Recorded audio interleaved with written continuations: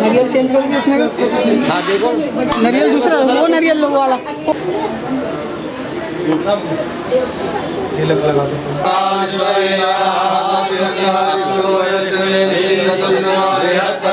ओम केशवाय नमः स्वाहा। ओम माधवाय नमः स्वाहा। ओम भद्रं गृणेभि तृणयाम देवावतां देवावतां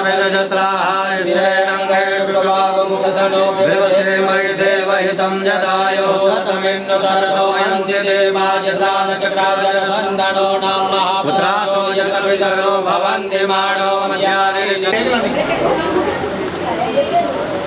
वो सूरत गए हुआ है इला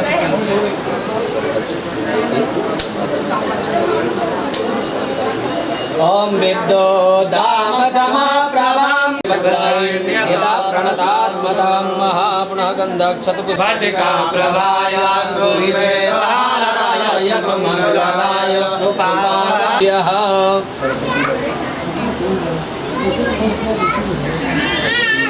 जाड्यान्धकारापहं हस्ते स्फाटिकमालिकां हृदयं पद्मासने संस्थितां वन्दे परमेश्वरी।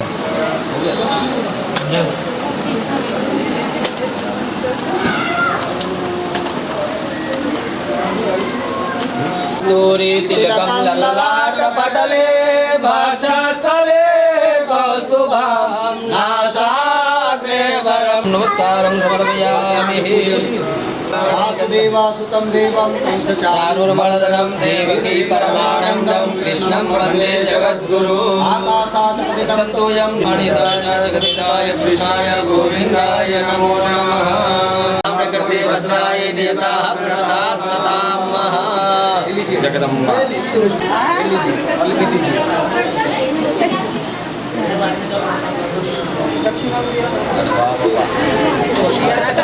बड़ा बादल बड़ी नोट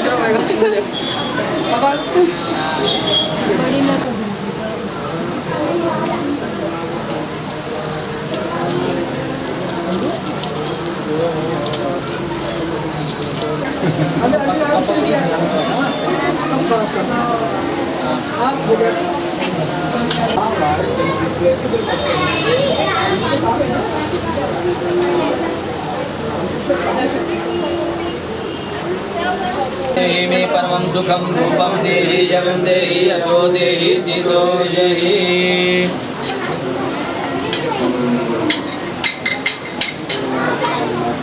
चलिए भागवत उठाने वाले तुलसी का सिरते सिरते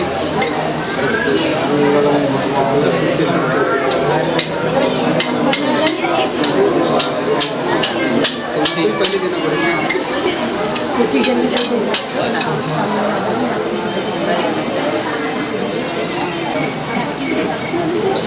वासुदेवा श्री कृष्ण गोविंद हरे मुरारी।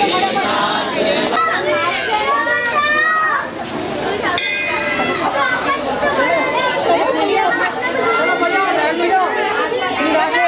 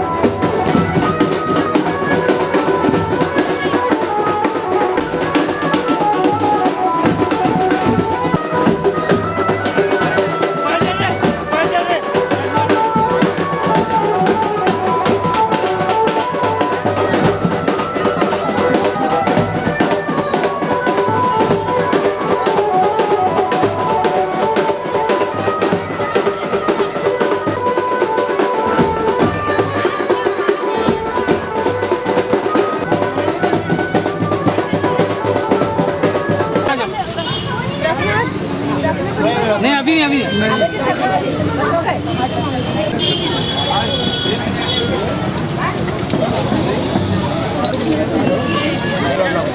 लगेगा ऐसा मतलब लाऊंगा करके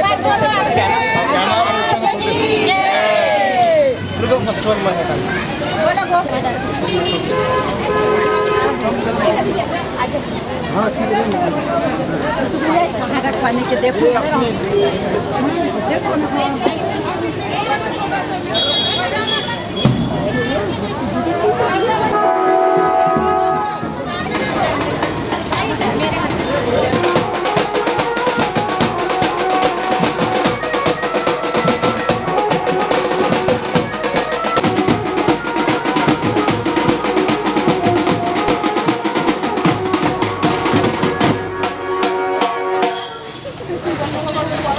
नीरा नहीं तो क्या ए नीरा मैं तो आगे मुझे तो उतारना बकेट बकेट है ना लीजिए तुम बकेट हाँ दीजिए भैया भाभी दादा को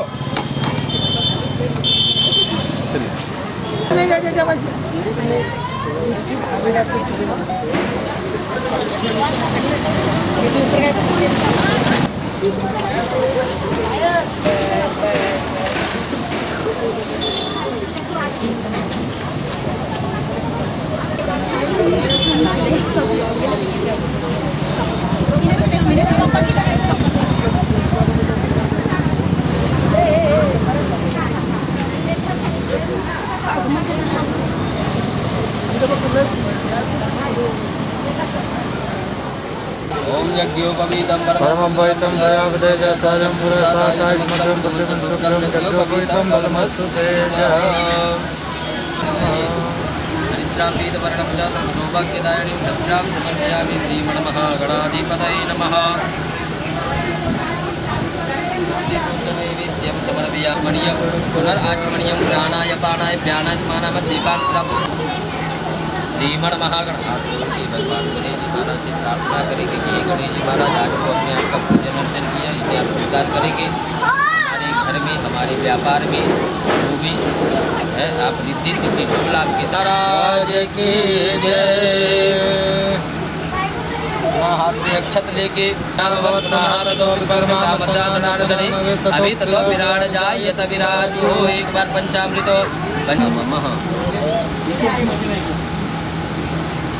ओम हिरण्यवर्णां हरिणीं सुवर्णरत्नस्यां चन्द्राभरणं लक्ष्मीं जातवेदो महाभात्तामन्त्रकारां मातरं ज्वलितं प्रदां दर्पयन्तीं पद्मेतिनां पद्वर्णां प्रसीदन्तर्जुं शिष्टोत्रातदालुकां मगलवेन्ना जलकुमादि जी नैवेद्यांते आज प्रत्येक भक्त अक्षत पुष्पेण संपूज्य 4 बार जल का छींटा लगाइए ओम वाज्यवाद्यं जलं समर्पयामि हस्तवर्ग्यं जलं समर्पयामि मुखे आचमनीयं सर्वांगे स्नान्यं जलं समर्पयामि नमः हरा वाला दिख रहा ना हाँ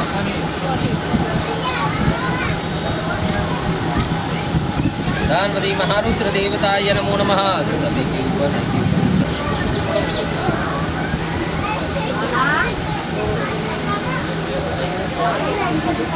नदीशङ्कतुषारामं क्षीरोदार्णपदम्भवं नमामि सततं सोमं सम्पूर्णं गुणभूषणं धरणीकरभूतं विद्युत्कान्तिसमप्रभं कुमारं शक्तिहस्तं जातं मङ्गलं प्रणमाम्यहम्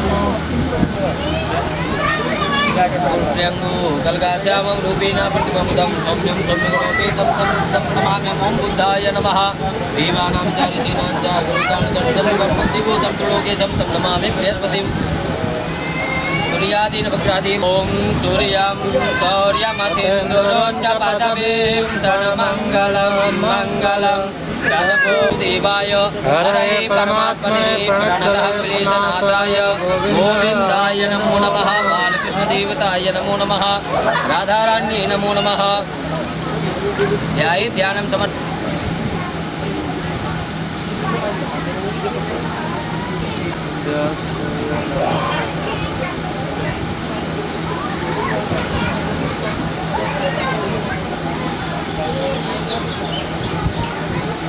नमो देव्ये महादेव्ये शिवाय सतं नमः प्रकृतिभद्राय निदाः प्रदामतां महाप्रदं समर्पयामि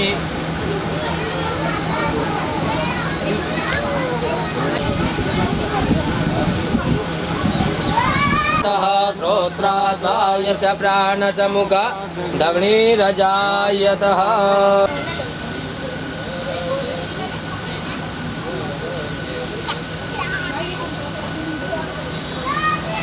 नारायण नारायण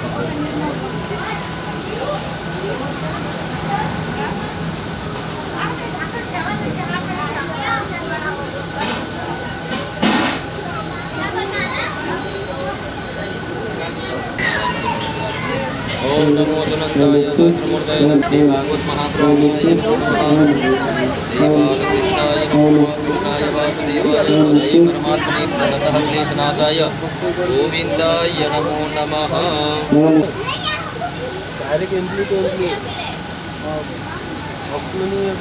नमो सुनंदाय सहस्रमूर्तये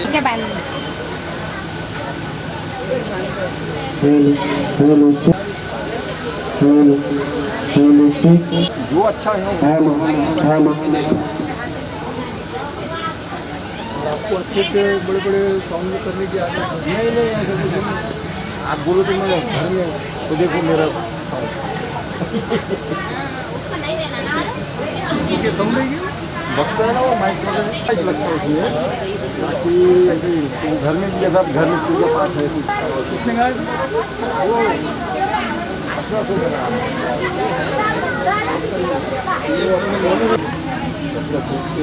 ऊपर है चार ऊपर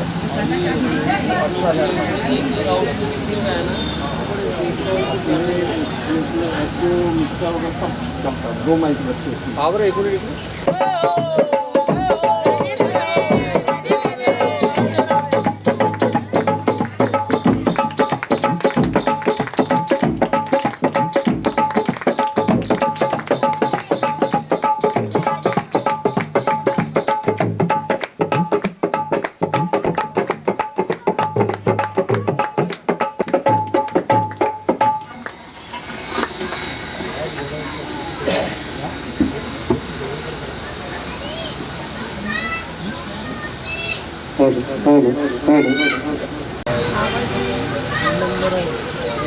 उसी तरह हमारे यहाँ आज पधारे हुए सभी अतिथि गणों का मिश्रा परिवार की ओर से मैं स्वागत करना चाहती हूँ।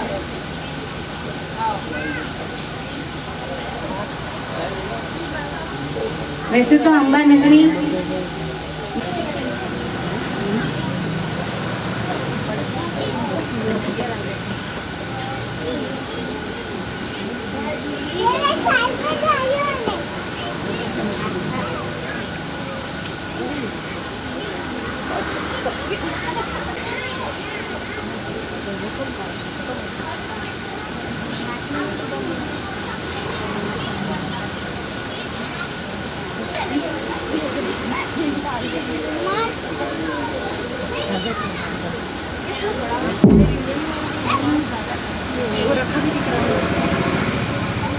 चाय पीने तो नहीं चाहिए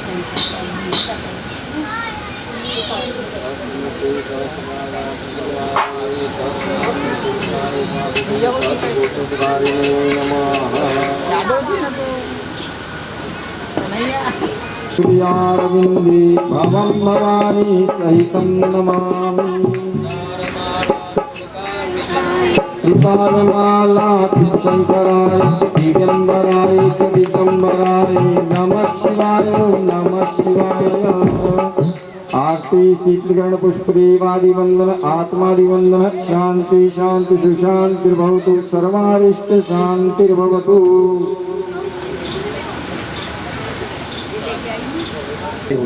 समय होता है लेकिन कल से 2 बजे हम कथा प्रारंभ कर देंगे और सुबह 9 बजे सुबह जो पूजा है 9 बजे होगी और कथा जो है 2 बजे अपन प्रारंभ कर देंगे।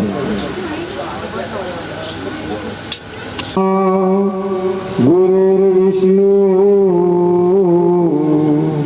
गुरुर्देवो महेश्वरा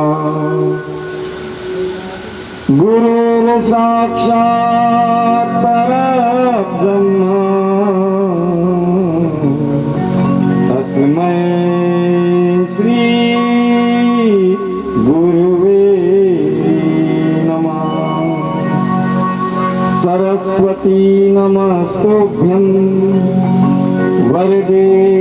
ज्ञान रूपिणी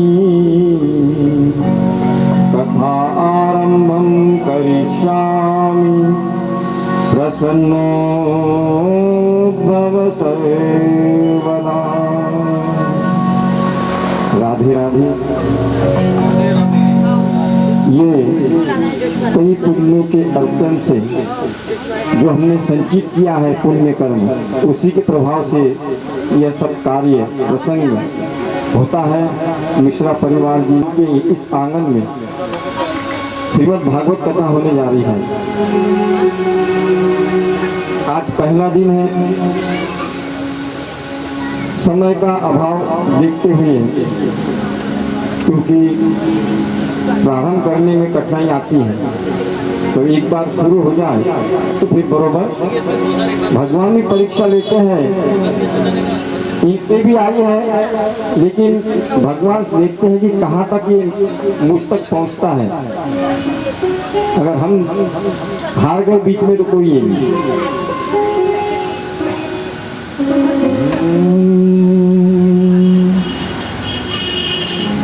जय राधा माधव जय कुंज बिहारी। जय राधा माधव जय कुंज बिहारी। जय राधा माधव जय कुंज बिहारी। जय राधा माधव जय कुंज बिहारी। जय गोपी जनवल्लभ जय राधा माधव जय कुंज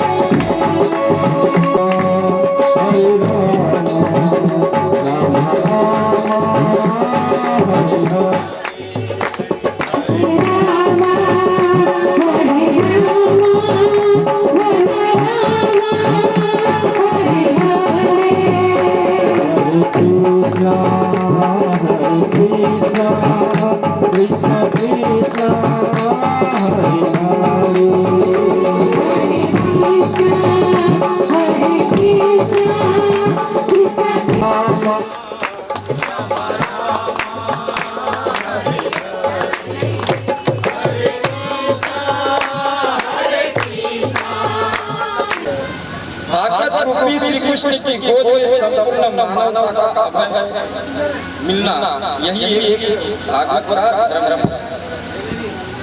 विंदित पीताम्बरधारी श्री बालकृष्ण लाल की वांग्मय प्रतिमूर्ति ही श्रीमद् भागवत महापुराण है।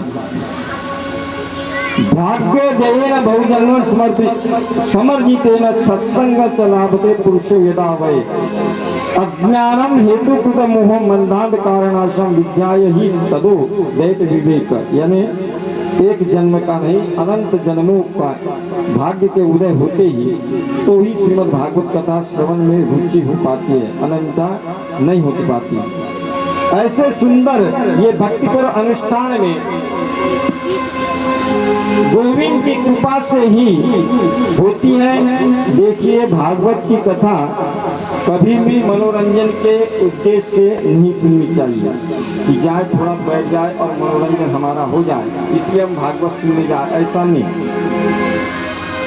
हिंदू वैदिक वाङ्मय का सर्वोत्तम ग्रंथ है। इसे भावना से सुने कि हमारे जीवन में किंचित परिवर्तन हो जाए, गोविंद से हमारी प्रीति बढ़ जाए, उनके चरणों में हमारी निष्ठा की प्रीति हो जाए, इस भाव से सुनी जाए।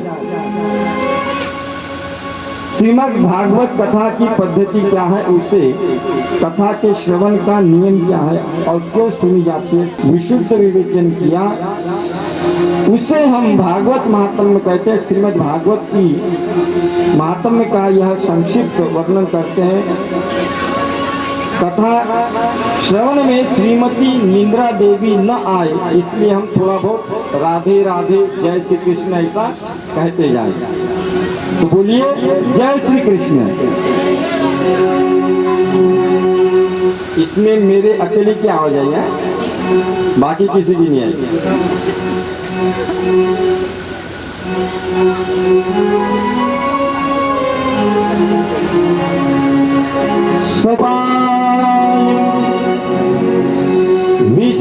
विश्वोत्पत्त्यादि हेतवे तापत्रय विनाशाय श्री कृष्णाय वयं नमः। जीवन की तीन बातें हैं जो बहुत समझने की है। ये तीन बातें हैं सत्य चित आनंद। हम लोग बात पर बात करते हैं सच्चिदानंद, सच्चिदानंद सत्य कहते हैं, अविनाशी को कहते हैं सही। जो पहले सत्य था, मध्य में है और अंत में भी वही बचेगा। परमात्मा अविनाशी है, वो सत्य है, पहले मध्य और अंत में वही बचता है, उसे सत्य को ही हम सत्य कहते हैं। दूसरी बात है चित्त माने प्रकाश, चित्त माने प्रकाश। यहाँ एसी में सोना विश्राम करना आनंद नहीं है, समाज में प्रतिष्ठा पाना आनंद नहीं है। आत्मा के ज्ञान को एक और बात, दुनिया में जितनी भी चीजें हैं सबका उल्टा कुछ न कुछ होता है, यानी धन निर्धन, विद्वान का उल्टा मूर्ख।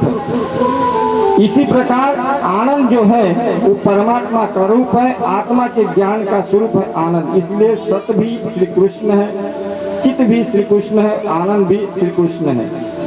जो विश्व को बनाते हैं उसका पालन करते हैं और उसका क्षय लय भी कर देते हैं, जिनकी कृपा विलासिता से सारा संसार चलता है और तापत्रय विनाशाय, तीनों प्रकार के तापों को नष्ट करने की जिनमें शक्ति है, सामर्थ्य है।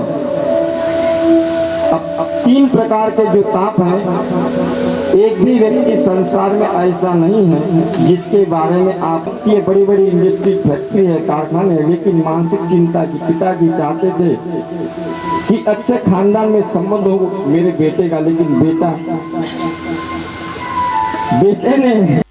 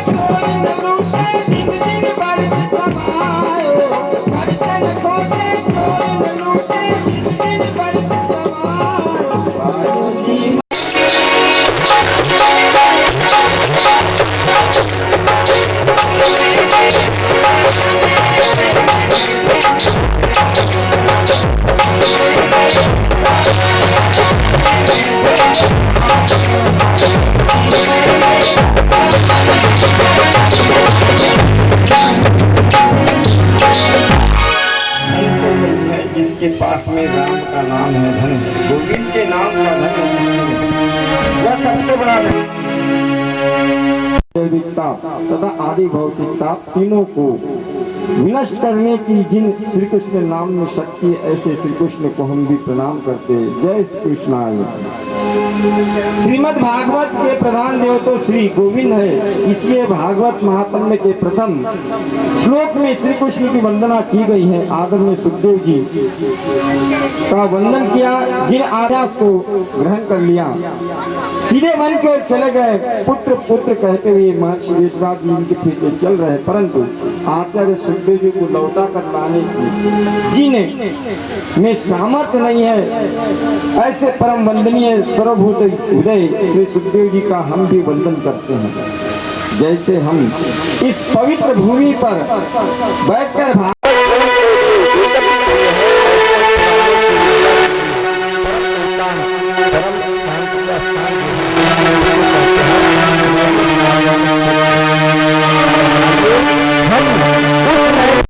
क्षेत्र में चले, जो बड़ी पवित्र भूमि है। 28,000 संत जन वहाँ विराजमान है और वे सभी ऋषि गृहस्थ ऋषि हैं। उन्हें हम लोग कहते हैं शौनकादिक ऋषि, जिनकी बड़ी बड़ी लंबी उम्र है। एक संत की उम्र इतनी है कि जीवन में कितने बार इंद्र बदल गए। एक सद्गृहस्थ में इतनी लंबी उम्र वाले हैं जो जीवन की कई चतुर्युग को देख चुके हैं। सतयुग, त्रेतायुग, द्वापर युग और कलयुग कई बार बदल चुके हैं। ऐसे 28,000 संत जन अपने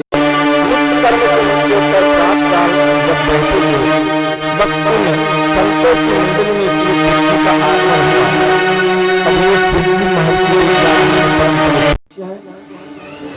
अब जैसे ही सूर्य जी आए तो जो 28,000 ऋषि बैठे, उनकी उम्र हजारों वर्ष लंबी है, लेकिन सूर्य जी की उनके मंडली में जैसे ही आए वे केवल 20 वर्ष की आयु वाले, लेकिन 20 वर्ष की उम्र वाले परम युवा सूर्य जी को देखकर वे सभी संत जन खड़े हो गए।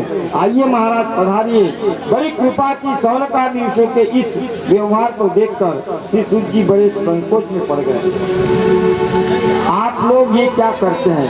मुझे देखकर खड़े हो रहे हैं, मेरा आदर सत्कार कर रहे हैं, आखिर क्यों? सूर्य जी आप उम्र में छोटे तो हैं, क्या हुआ? शास्त्र कहता है कि कोई बल में बड़ा होता है, कोई आयु में बड़ा होता है, कोई कदाचित धन में बड़ा होता है, किंतु जो ज्ञान में बड़े होते हैं वो तो सबसे बड़े होते हैं। इसलिए सूर्य जी आप देखने में छोटे हैं, लेकिन अज्ञान रूपी अंधकार को जो मानव के हृदय में बैठा हुआ है, उसे दूर करने में आप करोड़ों सूर्य के समान तेजोमय हैं। आप हमें कोई ऐसी कथा सुनाइए जिससे संसार के लोगों के कष्ट की निवृत्ति हो जाए और गोविंद की प्राप्ति हो जाए। कृष्ण प्राप्ति करम शाश्वता साधनम तदाधुना। महात्मा संत और विद्वानों के पास जाकर कभी भी फालतू का कभी ये प्रश्न मत करो कि मेरा कारखाना, मेरी फैक्ट्री कैसी चलेगी। संत के पास पर जाकर प्रश्न ये करो कि मुझे गोविंद की प्राप्ति कब होगी, कैसे होगी। क्योंकि भागवत में वर्णन आता है संतों का क्षण और अन्न का कण कभी भी व्यर्थ नहीं जाने देना चाहिए, बर्बाद नहीं करना चाहिए। भोजन में उसका एक भी कण बर्बाद न जाए, इसका प्रयास करें। संतों का एक भी क्षण हमारी वजह से बर्बाद हो जाए, इसका प्रयास करें। बर्बाद न हो ऐसा प्रयास करें। शौनक आदि ऋषियों ने सूर्य जी से यही पूछा कि संसार के लोगों को कृष्ण की प्राप्ति कैसे हो, ऐसा साधन कैसे हो। इसको सुनकर सूर्य जी महाराज गदगद हो गए और ऋषियों से बोले, आपने बिल्कुल सही प्रश्न पूछा। हम लोग जन्म लेते हैं, जीवन के पहलू को हमने कभी समझने का प्रयास नहीं किया। लोग जीवन को ऐसे ही बर्बाद कर देते हैं। कितने लोग ऐसे हैं जिन्हें हम जानते हैं, फालतू के काम में अपने कई घंटे बर्बाद कर देंगे और हाँ चलो चले जाएंगे। कथा में आए, लिफाफा चढ़ाया और चल दिए, भाई आपका कार्ड आया था, हम आगे प्रसाद दिन आ जाएंगे। बोले जय श्री कृष्ण। ये जो प्रवृत्तियां हमारी हो गई है ना, यह केवल समय का दुरुपयोग है। सुखदेव जी भागवत रूपी अमृत पिला रहे हैं, वे अपने यहाँ से अमृत कलश को लेकर आए और सुखदेव जी से बोले इसको अदला बदली कर दीजिए। सुखदेव जी ने कहा कहाँ स्वर्ग का अमृत और कहाँ श्रीमद् भागवत, दोनों की बराबरी एक जैसी कैसे हो सकती है। स्वर्ग में जाकर वहाँ के अमृत का पान करने के बाद भी व्यक्ति को इस आना पड़ता है, जीना पड़ता है।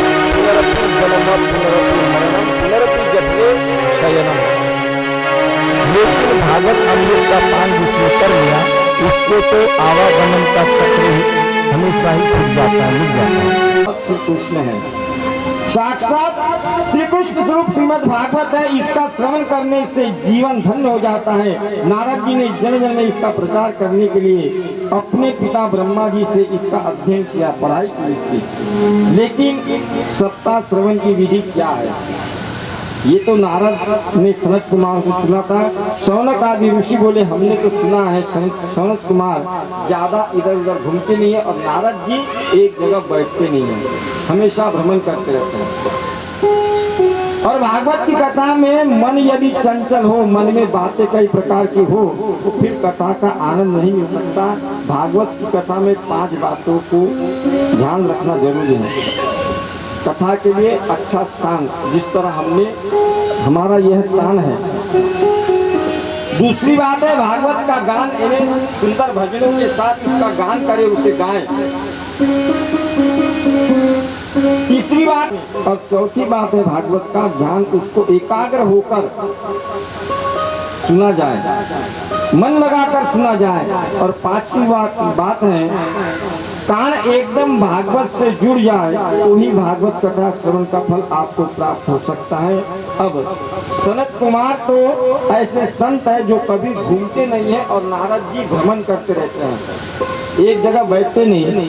तो नारद जी ने एक जगह बैठकर 7 दिन तक कथा कैसे सुनी। सूत जी कहते हैं एक बार देवर्षि नारद जी बड़ी तीव्र गति से दौड़ते जा रहे थे तो बद्री धाम में विराजमान चारों भाई सनत कुमार जी, चारों भाइयों ने नारद जी को देखा और पूछा नारद जी क्या बात है, आप कुछ उदास लगते हैं। हमने तो सुना है कोई कितना भी रोता हो, कितना भी निराश हो, दुखी हो, पुष्करम च प्रयागम च काशी गोदावरी तथा। मैं पृथ्वी पर गया, पृथ्वी को सबसे श्रेष्ठ समझकर मैं यहाँ आया, हरि क्षेत्र में गया, कुरुक्षेत्र में गया, सेतुबंध रामेश्वर में गया। सत्य कहता हूँ सनत कुमार जी, मुझे कहीं भी शांति नहीं मिली, ना कोई सत्य बोलता है। ऐसे लोगों की बुद्धि तो कलयुग ने बिगाड़ दिया है। एक बार भी कोई सत्य बोल लिए तो मानो हरिश्चंद्र जी की बात मेरा ही नंबर है। और कोई झूठ दिन में 50 बार बोले तो उसकी कोई गिनती नहीं करता, हाँ हो गया है चल जाने।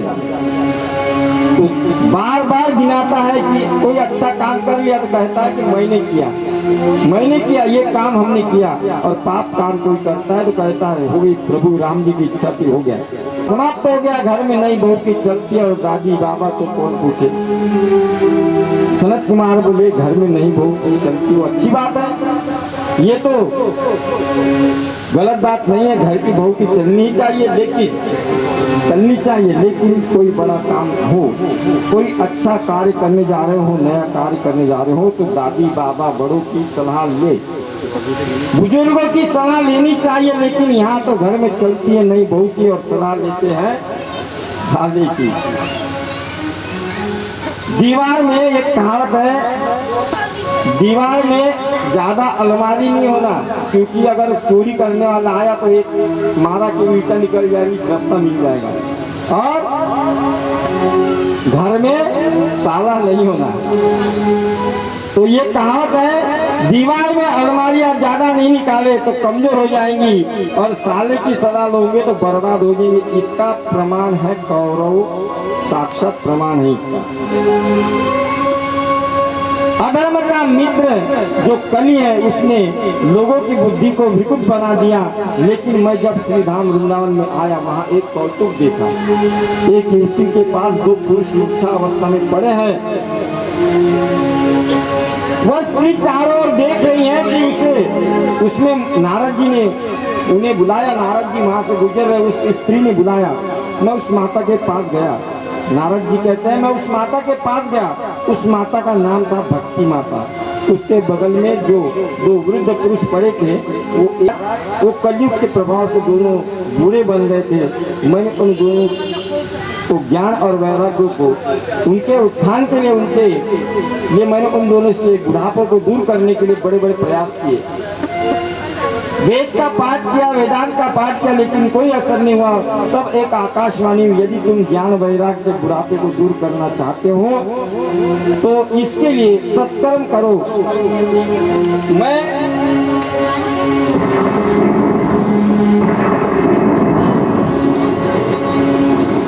उन दोनों के ज्ञान और वैराग्य का उत्थान करने के लिए आपके पास में आया हूँ। यदि तुम ज्ञान वैराग्य के बुढ़ापे को दूर करके भक्ति के कष्ट की निवृत्ति करना चाहते हो तो इसके लिए सत्कर्म करो। आप सब महापुरुष हैं। मेरे अनंत जन्मों के भाग्य से मुझे आपका दर्शन हुआ। पहली बात तो यह है कि ज्ञान वैराग्य का बुढ़ापा दूर कैसे है, और दूसरी भक्ति देवी के मन में जो कष्ट है उसकी निवृत्ति कैसे हो, और तीसरी बात आकाशवाणी ने सत्कर्म के बारे में कहा था। वो आकाशवाणी का सत्कर्म के बुढ़ापे को दूर करने का, भक्ति देवी के कष्ट निवृत्ति करने का सर्वोत्तम साधन यदि कोई है तो श्रीमद् भागवत कथा। श्रीमद् भागवत ज्ञान यज्ञ सत्ता प्रवचन नारद जी बोले, लेकिन मैंने तो वेद का पाठ किया, वेदांत का पाठ किया, कोई असर नहीं हुआ। तो केवल भागवत से क्या होगा? सनत कुमार बोले वेद वृक्ष है, भागवत उसका फल है। वेद रूपी कल्पवृक्ष का अमृत फल ही तो ही श्रीमद् भागवत है। बिना वृक्ष के फल कभी होता है। नारद जी ने पूछा कि हम कथा कहाँ करें? संत कुमार ने उनसे कहा हरिद्वार में करो। गंगा जी के किनारे सुंदर तट है, आनंद है, वहाँ व्यास मंच बनाओ और व्यास मंच पर आसीन हो गए। क्योंकि भागवत को कराने वाले नारद जी ने विरक्त है ना। यदि हम गृहस्थ हैं तो भागवत की कथा सपत्नी सुननी चाहिए, ये नियम है। और हर कार्य में हम पत्नी को बाई तरफ रखते हैं, लेकिन कोई पूजा पाठ, कोई कथा प्रसंग सुनते हैं तो हमें पत्नी को दाएं साइड में रखना चाहिए। पत्नी का अधिकार यज्ञ में दाहिनी ओर होता है, लेकिन जब महात्मा जी कथा कराए तो वो पत्नी कहाँ से लाए? क्योंकि नारद जी अकेले हैं, बैठे हैं। अब 3 आसन और बिछा दिए भक्ति, ज्ञान और वैराग्य के लिए। हे भक्ति माता, आप आओ, आपके कष्ट निवृत्ति के लिए हम भागवत कथा कर रहे हैं। भक्ति देवी अपने दोनों पुत्रों के साथ आई। नारद जी यजमान बने हैं, मुख्य श्रोता बन गए। तुलसी देवी का उनको स्थापना की। अब तो धीरे धीरे हजारों संत की भीड़ लगी। अरे संत कुमार कथा कर रहे हैं, नारद जी कथा करा रहे हैं। आनंद भागवत की महिमा का वर्णन किया। लेकिन शास्त्र कहते हैं शास्त्रों के बारे में कभी भी शंका मत करो। मन में शंका उत्पन्न हो तो उसका निवारण तुरंत कर लिया करें। इसलिए मन में शंका आए तो तुरंत उसका निवारण कर लो। शरद कुमार जी कथा सुना रहे हैं और भक्ति अपने पुत्रों के साथ आकर विराजमान है, लेकिन किसी को दिखाई नहीं दे रही। नारद जी ने शरद कुमार से कहा मैं आपसे एक प्रश्न कर सकता हूँ? बोले पूछिए। नारद जी ने पूछा यदि कोई भक्त व्यक्ति भागवत श्रवण कर मुक्ति पाता है तो कोई आश्चर्य नहीं है। यदि कोई ज्ञानी पुरुष भागवत श्रवण कर मोक्ष को प्राप्त करता है तो आश्चर्य नहीं है। परंतु क्या किसी पापी व्यक्ति को मोक्ष प्राप्त हो सकता है? भागवत की कथा सुनकर मोक्ष मिलेगा? सनत कुमार ने बहुत सुंदर व्याख्यान किया, बहुत अच्छा कथा कही। जिस मनुष्य ने जीवन में कभी भी सत्कर्म नहीं किया, दुराचार परायण जिसकी मनोवृत्ति बनी रही है, क्रोध रूपी अग्नि में जो हमेशा जलता रहा, ऐसा दुराचारी पापी व्यक्ति भी किसी के द्वारा 7 दिन तक यदि भागवत कथा सुन ले, निश्चित रूप से उसके जीवन में परिवर्तन आता है, जिसका जीवन सत्य से ही। संस्कार पद्धति का मतलब है माँ किसी बिरादरी की और पिता किसी बिरादरी का। ऐसी परिस्थिति से जो भी व्यक्ति उत्पन्न है, 5 प्रकार के उग्र पापों में जिसकी प्रवृत्ति रही है, वो भी 7 दिन तक भागवत सुन ले तो उसका मन भी पवित्र हो जाता है। मैं तो यहाँ तक कहता हूँ कि जिसने जीवन पर्यंत मरे तक पाप कर्म किए हैं और मृत्यु के समय यदि भूत प्रेत पिशाच भी बन जाए, उसके नाम से भी हम भागवत करावे तो उसका जीवन पवित्र होता है और वो मुक्त हो जाता है। नारद जी बोले, महाराज ये बात हमारी समझ में नहीं आई। जीवन पर्यंत पाप करने वाला व्यक्ति मरने के बाद प्रेत बनने के बाद भागवत सुनकर मोक्ष प्राप्त कर सकता है, ये कैसे हो सकता है? नारद जी ने शरद कुमारों से एक सुंदर कथा सुनाई नारद जी को। उस कथा का वर्णन करते हैं। नारद जी ने जैसे प्रेतात्मा व्यक्ति भी भागवत को सुनकर मोक्ष प्राप्त कर सकते हैं। अब कथा जब भी होती है तो कथा में कीर्तन वगैरह जरूरी होना चाहिए और वो कीर्तन जो है ताली बजाकर करना चाहिए। जो कथा में कीर्तन गाते हैं ना, उनके हृदय के पाप निकलकर बाहर आ जाते हैं और पाप निकलकर उनके सिर पर बैठते हैं और हम कीर्तन में लीन हो गए तो सर से उतरकर भाग जाते हैं। तो इसलिए कीर्तन में ताली बजाकर कीर्तन करना चाहिए। उससे हमारे हस्तरेखा भी बदलती है। नारायण लक्ष्मीपति दोनों अगर चाहे तो हम धनवान भी बन सकते हैं। तुंगभद्रा नदी के किनारे एक बहुत सुंदर नगर था। उस नगर का नाम था उत्तम नगर। वर्णाश्रम धर्म का पालन करने वाले सभी संभ्रांत लोग उसमें रहते थे। उसी नगर में एक पंडित जी महाराज रहते जिनका नाम है आत्मदेव। आत्मदेव का शाब्दिक भाव होता है आत्मा में देवत्व का भाषी है, नित्य व्ययी है, कर्मकांड में बड़े प्रवीण है। यद्यपि वृत्ति थोड़ी लोभी है उस पंडित जी की, बाकी उनमें सब सद्गुण है। लेकिन जैसे सद्गुण संपन्न पंडित आत्मदेव है, बिल्कुल उनके विपरीत उनकी पत्नी धुंधुकारी, बिल्कुल विपरीत, ना भी बड़ा भी। ये जो धुंधुली देवी है, इनमें एक बड़ी विशेषता है और विशेषता उस नारी पर आ सकती है जिस पर भगवान की विशेष कृपा होती है। धुंधुली देवी ने विशेषता क्या है? पति जो जाते हैं बेचारे दिन भर पूजा पाठ करने, अब घर में देवी का राज्य है, चाहे जैसा कभी पड़ोसी झगड़ लेना, कभी घर में बातचीत से झगड़ लेना, कभी सामने वालों को उनसे मनोरंजन करा लेना, ये उनका रोज का धर्म है। बड़ी तर्कस वाणी है, ऐसा बोलती है कि अब बोलती तो लगता है मिर्च छिड़कती क्या, लेकिन सायंकाल पति जैसी लौट कर आए द्वार पर हाथ जोड़कर ऐसा स्वागत करते मानो सती अनुसया के बाद इनका ही नंबर है। और ये विशेषता सब में नहीं होती है, खास नारियों में होती है। बनावटी प्रेम बहुत आता है। अब परमात्मा कहते हैं तुम दिखावा मत करो, तुम जो बनावटी करते हो ऊपर से कहते हो नमस्कार और मन में सोचते हो मेरी गली में कभी आओ दिखाऊंगा मैं कौन हूँ। होगा धुंधुली देवी का मन तो पवित्र नहीं, भावनाएं श्रेष्ठ नहीं और पति के सामने हाथ जोड़कर ऐसे खड़ी हो जाती है। इसलिए पति की दृष्टि में पत्नी की प्रति बहुत आदर है, सम्मान है। एक और बात, पंडित जी की स्थापना की और हर घर में, हिंदू घर में, सनातन धर्मियों के घर में तुलसी की स्थापना होनी चाहिए और रहना चाहिए। तुलसी के लिए स्थान रहना चाहिए। एक दिन पंडित जी बैठे बैठे सोचने लगे क्या बताऊं, तुलसी जी में रोज पानी जल देता हूं लेकिन सूख जाती है। मेरी गाय है 6 वर्ष की हो गई, ये बांझ गई, कभी बच्चा बच्चिया कुछ नहीं। अब पड़ोसियों ने आना शुरू कर दिया। भगवान की कृपा से ही मिलते अच्छे पड़ोसी। मराठी में कहा था निंदकाचे घर असावे शेजारी। तो ऐसे पड़ोसी भी मिलना बहुत अच्छी बात है। क्यों पंडित जी बोले क्या बताए, रोज जल देता हूँ लेकिन सूख जाती है। आपके यहाँ गाय है 7 वर्ष की होगी, अभी तक ब्याही नहीं, क्यों? बच्चा बच्चिया कुछ नहीं, क्या मालूम भैया, सेवा तो रोज करता हूँ। अब देखो पड़ोसी ने क्या कहना शुरू कर दिया, बोले तुम्हारे घर बेटा नहीं है ना इसलिए सूख जाती है। इसी पाप की वजह से गौ बांझ हो गई, देवता उनसे रुष्ट हो गए, पितर तुमसे खुश नहीं है, ऐसे भ्रम में डाल दिया पंडित जी को। एक दिन तो विद्वान ब्राह्मण बैठे बैठे रोने लगे, मैंने पाप कर्म किया इसलिए मेरे पुत्र नहीं, इसलिए मेरी गाय बांझ हो गई, घर को छोड़कर वन में चले गए। 4-5 दिन हो गए वन में बैठे बैठे पंडित जी रुदन करते रहे, जब तक पुत्र प्राप्ति का वरदान मुझे नहीं मिलेगा मैं लौटकर घर नहीं जाऊंगा।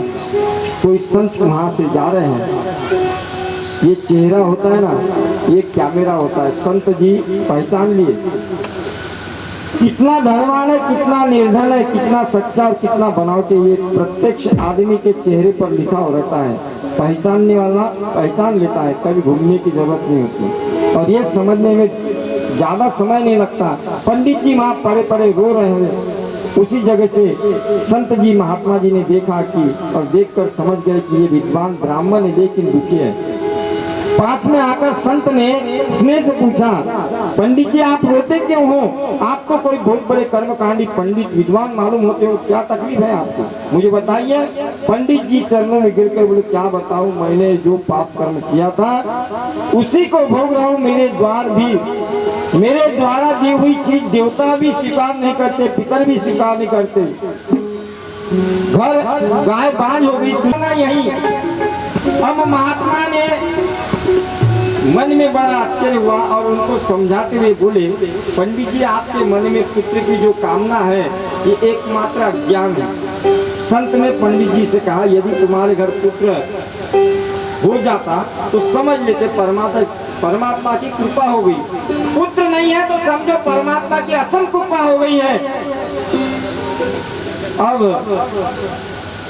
क्या करोगे बेटा लेकर? बेटा यदि घर में नहीं होता, आगे में नहीं है, छोड़ क्या करोगे? बेटा होकर मर जावे तो भी मन में पीड़ा 2-4 महीने होती है, भाई हुआ था लेकिन क्या मर चले गए। लेकिन पुत्र होने के बाद यदि नालायक हो जाए, पुत्र होने के बाद यदि कुपुत्र हो जाए तो जीवन भर रुलाता है, फिर तुम्हें पुत्र की ज्यादा ही कामना क्यों?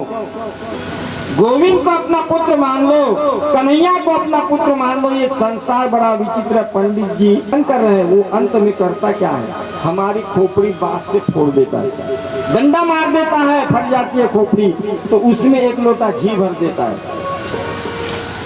केवल इसी काम के लिए हम याचना करते कि हमें पुत्र चाहिए। यदि वह पुत्र कुपुत्र निकल गया तो 50 लोटा घी भर देगा तो भी मुक्ति नहीं होगी। इसलिए गोविंद को पुत्र मानो। जैसी ममता हम संसार में करते हैं वैसी ममता गोविंद के चरणों में हो जाए तो कल्याण हो जाएगा। पंडित जी चरणों में गिरकर बोले, यही तो समस्या इन महात्माओं के सामने। जरा सी मन की बात कह दी तो वेदांत का बखान शुरू कर दिया। मैंने कह दिया मेरे घर पुत्र नहीं है तो लगे मुझे प्रवचन सुनाने, मुझे वेदांत का प्रवचन सुनाने लग गए। ओ महात्मा जी मुझे बेटा चाहिए। संत ने कहा लेकिन मैंने तुम्हारी मस्तिष्क की रेखा देखी है, 7 जन्मों तक तुम्हें पुत्र का सुख नहीं है। पंडित जी बोले, आप संत महाराज आप चाहो तो जन्म पत्री को बदल सकते हो, आप चाहो तो हस्तरेखा में परिवर्तन कर सकते हो, और यदि आपने पुत्र होने का वर नहीं दिया तो सत्य कहता हूँ आपके सामने सिर फोड़कर मर जाऊंगा, लेकिन बिना पुत्र के लौटकर घर नहीं जा सकता। संत के मन में करुणा आ गई।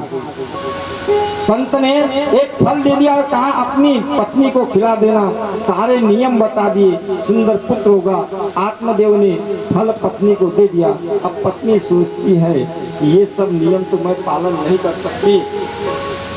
गुंदुली देवी अपने सहेली के पास बैठकर रोने लगी। सहेली को बोली कि गर्भ में बालक धारण करना मेरे वश की बात नहीं, लालन पालन में भी तकलीफ होती है, और कहीं सुखदेव जी की तरफ 12 वर्ष तक गर्भ में रह गया तो और मुश्किल हो जाएगी। इसलिए मैंने सोचा है कि जहाँ सब कुछ है वहाँ खाने वाला नहीं है, और जहाँ खाने वाले की लाइन में है वहाँ भोजन की व्यवस्था नहीं।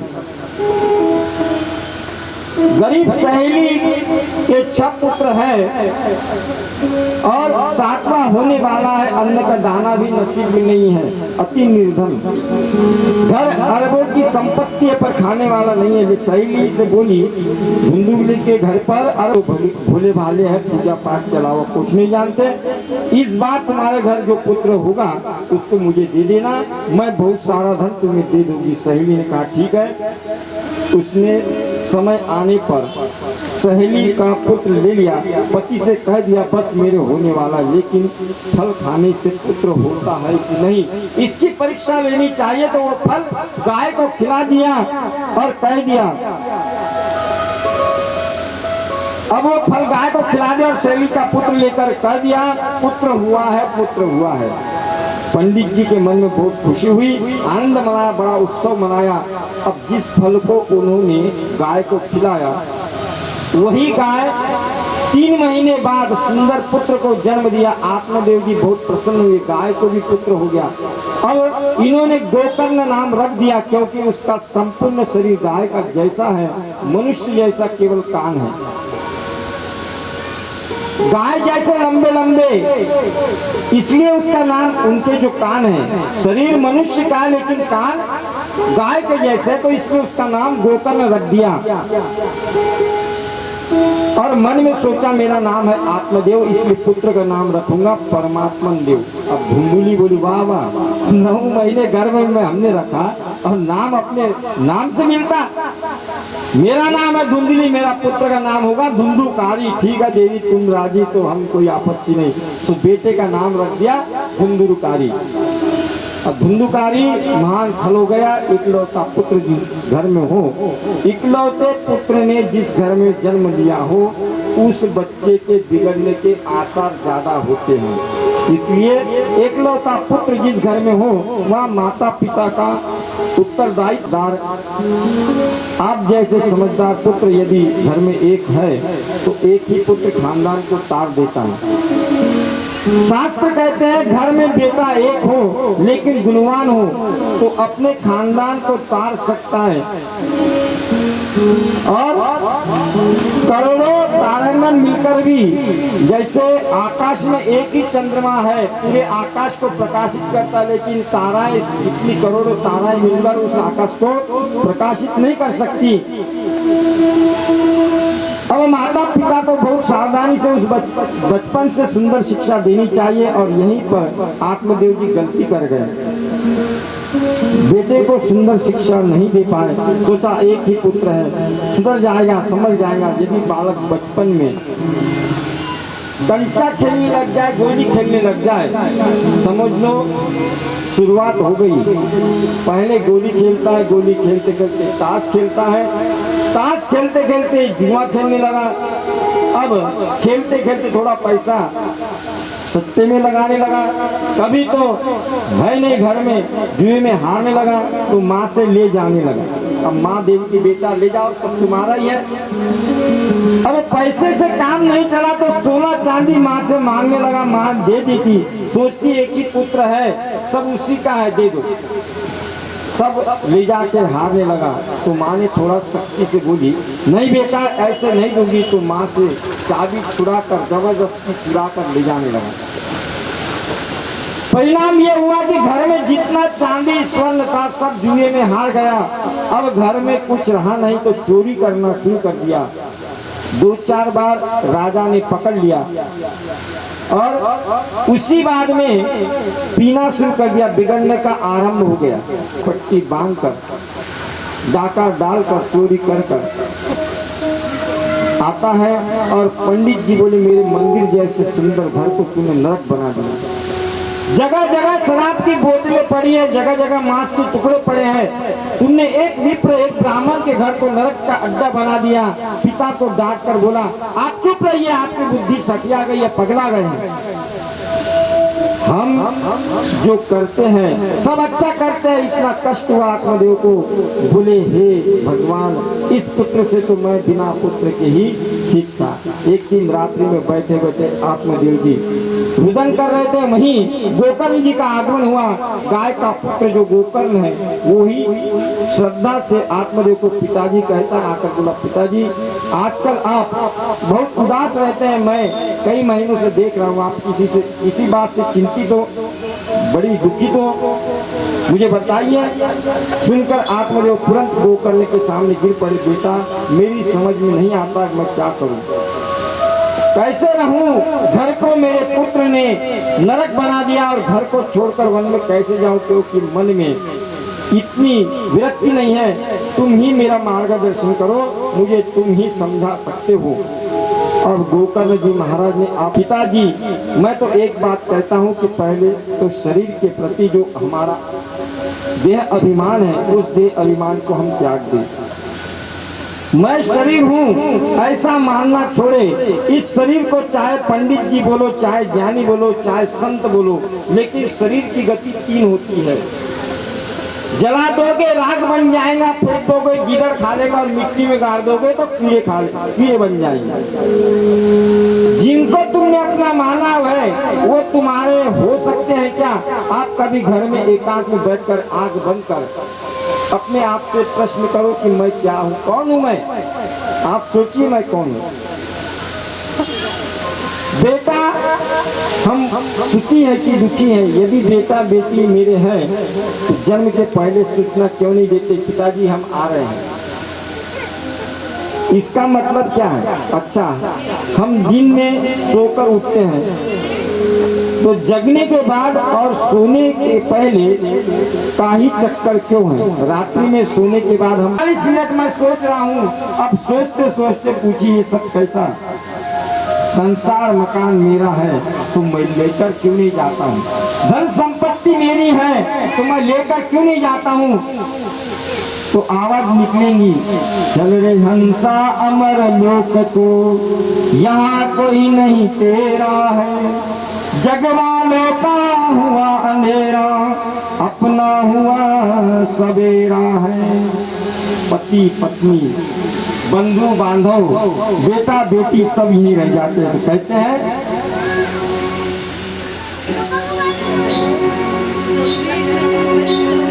कोयलिया बोली रे कोई नैया कोई नैया रे किनारा कोई नैया रे।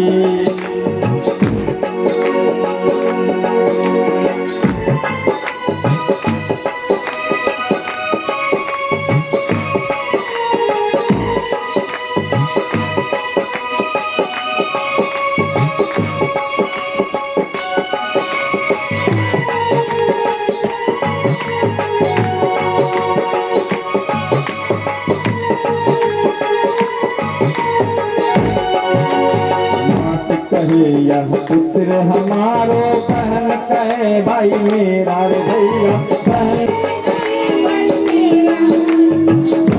कहे भाई मेरा। ओ मात कहे यह पुत्र हमारो, बहन कहे भाई मेरा रे भैया, बहन कहे भाई मेरा। भाई कहे यह बुझा हमारे, बिना राम रघुनंदन अपनो कोई नैया रे, बिना राम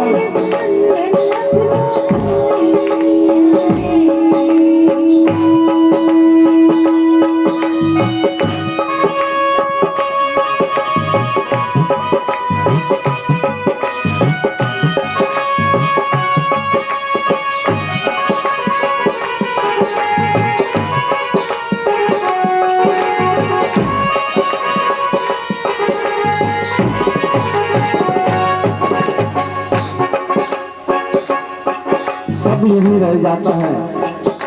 कितने दिन रोते हैं, हम कहते हैं हमारा हमारा, और 13 दिन तक पत्नी रोए, 6 मास सद भाई रे भैया, 6 मास सद भाई। 13 दिन तक पत्नी रोए, 6 मास सद भाई रे भैया।